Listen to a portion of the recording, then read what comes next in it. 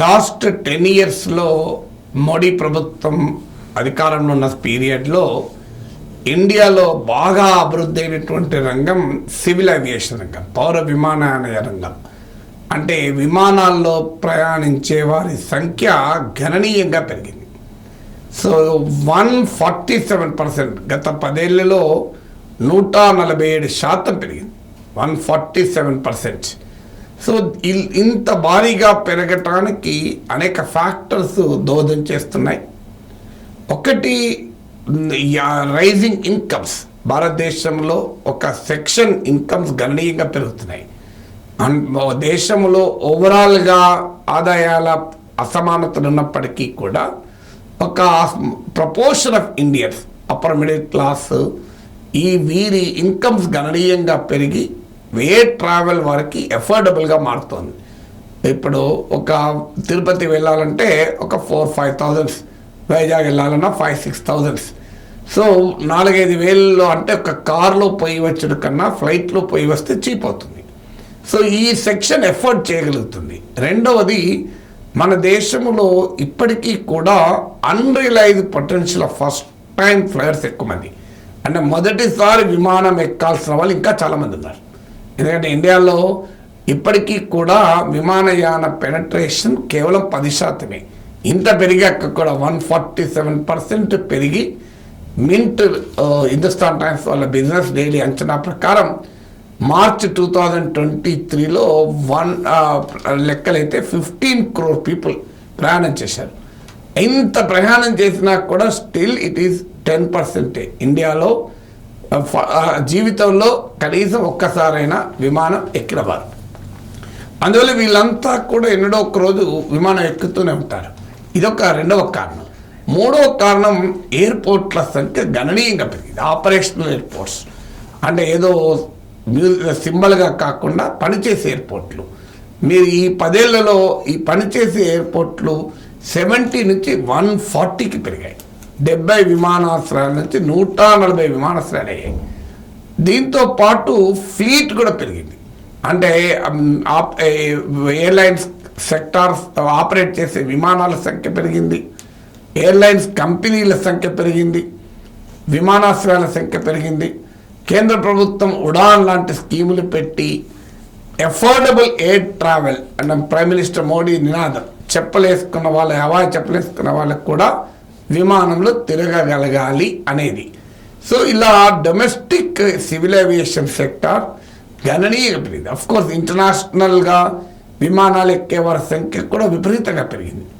So ఇదొక ముఖ్యమైనటువంటి కారణము. మన దేశంలో ఎకనామిక్ యాక్టివిటీ పెరగడం కూడా, ఎకనామిక్ అండ్ బిజినెస్ యాక్టివిటీ పెరగడము, మొబిలిటీ ఆఫ్ ఎంప్లాయీస్ పెరగడం. ఒకప్పటిలాగా ఒక్క దగ్గరే కూర్చొని ఆ ఊర్లోనే పని చేయాలని అనుకోవడం లేదు. People are ready to move around for jobs. అంటే యంగర్ జనరేషన్ ఎక్కడికైనా వెళ్ళి బెటర్ ఎంప్లాయ్మెంట్ ప్రాస్పెక్ట్స్ కొరకు మొబిలిటీ కూడా గణనీయంగా పెరిగింది. సో ఈ ఫ్యాక్టర్స్ అన్నీ కూడా ఇండియాలో ఎయిర్ ట్రావెల్ను విపరీతంగా పెంచింది. అయితే వాస్తవానికి ఇప్పటికీ కూడా డిమాండ్కు తగ్గ సప్లై లేదు. Airport authority of India data ప్రకారము ఇయర్ అండ్ ఇయర్ బేసిస్ అంటే గత ఏడాదితో పోలిస్తే లేటెస్ట్గా ఇయర్లో డొమెస్టిక్ సెక్టార్లో విమానాల సంఖ్య, ఫ్లైట్ల సంఖ్య 2.7% పెరిగింది. కానీ వాస్తవంగా ప్యాసింజర్ల సంఖ్య 4.7% పెరిగింది. అలాగే ఇంటర్నేషనల్ రూట్స్లో ఫ్లైట్ల సంఖ్య 11% పెరిగింది. కానీ ప్యాసింజర్ల సంఖ్య 15% పెరిగింది. అంటే దీని అర్థం ఏంటి? పెరుగుతున్న ప్యాసింజర్ల రద్దీకి అనుగుణంగా విమానాల సంఖ్య పెరగడం లేదు.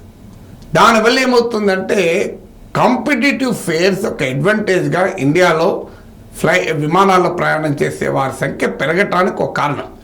కానీ స్లోగా ఏం జరుగుతుంది అంటే కన్జ్యూమర్స్ ఎక్కువ మంది ఉన్నారు, విమానాలమో ఫ్లైట్స్ తక్కువ ఉన్నాయి. అంటే demand and supply miss match వల్ల పీక్ సీజన్లో, పీక్ అవర్స్లో ప్రైసెస్ విపరీతంగా పెరుగుతున్నాయి.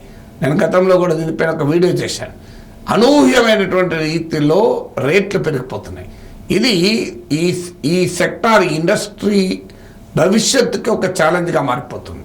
అంటే కాంపిటేటివ్ ప్రైసెస్ కాస్త అన్అఫోర్డబుల్ ప్రైసెస్గా మారే ప్రమాదం ఉంది.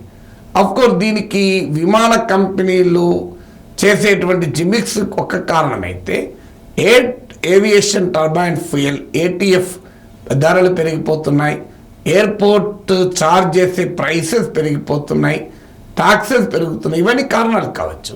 కానీ ముఖ్యమైన కారణం ఏంటంటే ఈ demand and supply miss match. అంటే పెరుగుతున్న ప్యాసింజర్ల రద్దీతో పోలిస్తే ఆ స్థాయిలో ఫ్లైట్ల సంఖ్య పెరగకపోవడం వల్ల ప్రైసెస్ పెరుగుతున్నటువంటి పరిస్థితి కలుగుతున్నాయి. ఇది ఇంకో సమస్య ఏమవుతుందంటే కార్టలైజేషన్. ఈ విమానయాన కంపెనీలు కుమ్ముక్కై కన్జ్యూమర్లను దోచేస్తున్న పరిస్థితి ఉంది. నేను ఇటీవల తిరుపతి నుంచి వచ్చాను. తిరుపతిలో morning 8 o'clock IndiGo flight book చేసుకున్నాను. సడన్గా నాకు 1 day బిఫోర్ మెసేజ్, మీ ఫ్లైట్ క్యాన్సిల్ అయింది, కావాలంటే రీఫండ్ ఇస్తాం, లేదంటే ఇంకెప్పుడైనా ఫ్లైట్ షెడ్యూల్ చేసుకోండి అని. సో నేను వెంటనే అది క్యాన్సిల్ చేసి 8:30కి అలియన్స్ ఎయిర్ బుక్ చేసుకున్నాను. 8:20కి స్పైస్ జెట్ ఉంది, కంపారిటివ్లీ అలియన్స్ ఎయిర్ చీప్ ఉంది కదా అని అలియన్స్ ఎయిర్ బుక్ చేసుకున్నాను. వెంటనే next day morning 8 o'clock flight, నాకు నైట్ 11:30-12కి ఒక మెసేజ్, ఈమెయిల్, మీ ఫ్లైట్ క్యాన్సిల్ అయింది, కావాలంటే రీఫండ్ ఇస్తాం, లేదంటే రీషెడ్యూల్ చేసుకో. ఈ 2 క్యాన్సిల్ అయిన తర్వాత ఇక మిగిలింది ఒక స్పైస్ జెట్, అది 15,000 ఫ్లైట్. అంటే 400% ఇంక్రీజ్ ఉంది. నాకేమని అర్థమైంది, తెలివిగా సరిపోయినంత ప్యాసింజర్లు లేని కారణాన ఇండిగో అలియన్స్లు క్యాన్సిల్ చేసి తమ ఫ్లైట్లు ఆర్టిఫిషియల్ కృత్రిమంగా స్పైస్ జెట్ డిమాండ్ పెంచేశారు. ఇప్పుడు స్పైస్ జెట్ లాభపడింది. Next time SpiceJet alliance రద్దు చేస్తుంది, ఇండిగో లాభపడుతుంది. లేదు ఇండిగో అలియన్స్ రద్దు చేస్తుంది, ఇండిగో స్పైస్ జెట్ రద్దు చేస్తే ఇంకోసారి అలియన్స్ లాభపడుతుంది. సో ఇలా కుమ్మక్కై మార్నింగ్ 3 ఫ్లైట్లు తిరుపతి నుంచి హైదరాబాద్ ఉంటే ఆఖరికి ఒకటే ఫ్లైట్ ఉంటే ఆ ఫ్లైట్ అన్అఫోర్డబుల్ అయితే నేను మళ్ళీ 1 o'clock దాకా ఆగి ఇండిగో ఫ్లైట్కి రావాల్సి వచ్చింది. సో ఇలా మానోపొలీస్, డియోపొలీ అంటారు, 2-3 కంపెనీలే మార్కెట్లో ఉండడం వల్ల కన్జ్యూమర్ ఎక్స్ప్లాయిటేషన్ కూడా పెద్ద ఎత్తున పెరుగుతుంది. ఇటీవల నేను ఇంకో వీడియో కూడా చేశాను, వీల్ చైర్ అవైలబిలిటీ కూడా డిమాండ్కి తగ్గట్టుగా ప్రొవైడ్ చేయలేకపోతున్నారు అని. సో ఈ రకమైనటువంటి సవాళ్ళను కనుక అధిగమించకపోతే ఏవియేషన్ సెక్టార్లోని ఈ అద్భుతమైన గ్రోత్ కాస్త దెబ్బతినేటువంటి ప్రమాదం ఏర్పడుతుంది. సో అందువల్ల రిలయబుల్గా ఉండాలి ట్రావెల్, అఫోర్డబుల్గా ఉండాలి, కస్టమర్కి ఎలాంటి యాజిల్ ఫ్రీగా ఉండాలి. సో ఆ రకంగా కనుక పోతే హెల్తీ విమానయాన రంగం భారతదేశంలో ఇంకా రాబోతుంది.